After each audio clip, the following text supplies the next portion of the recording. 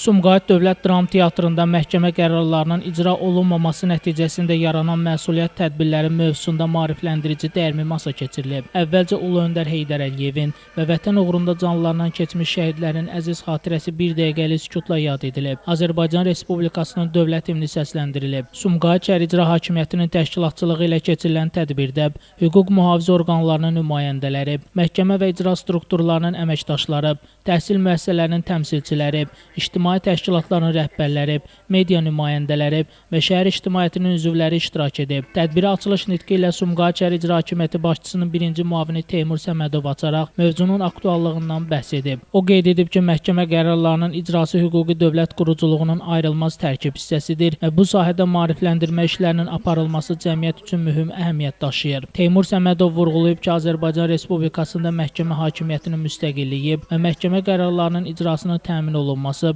konstitusiya ilə təsbit edilib.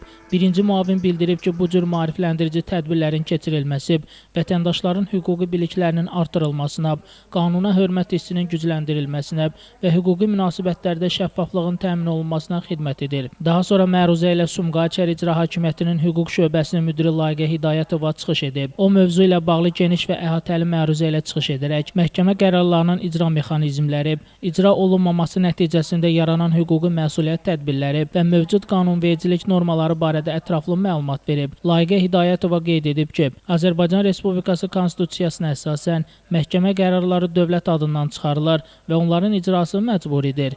Layiqə Hidayətova vurğulayıb ki, əsas məqsəd məhkəmə qərarlarının vaxtında və qanuna uyğun icrasını təmin etməkdir. O əlavə edib ki, hüquqi maarifləndirmə bu sahədə problemlərin qarşısının alınmasına mühüm rol oynayır. Tədbirdə Sumqayıt şəhər bələdiyyəsinin sədri Adil Xudadatov da geniş çıxış edib. O bildirib ki, yerli özünü idarə etmə orqanlarında məhkəmə qərarlarının icrası və hüquqi maarifləndirmə prosesində mühüm rol oynayır. Bələdiyyə sədri bildirib ki, bələdiyyələr vətəndaşlarla birbaşa təmasda olan qurumlar olaraq hüquqi məlumatların çatdırılmasında körpü rolunu oynayır. Onun sözlərinə görə bələdiyyələrin maarifləndirici tədbirlərdə fəal iştirakı və hüquqi dövlət prinsiplərinin təbliği cəmiyyətin hüquq mədəniyyətinin formalaşmasına müsbət təsir göstərir. Tədbirdə Sumqayıt şəhər məhkəməsinin hakimi Samir İsmailov, Ədliyyə Nazirliyinin İstintaq İdarəsinin müstəntiqi Samir Əliyev, Regional Vəkil Bürosunun müdiri Anar Qasımlı və digər çıxış edənlər mövzu ilə bağlı fikirlərini bölüşüblər.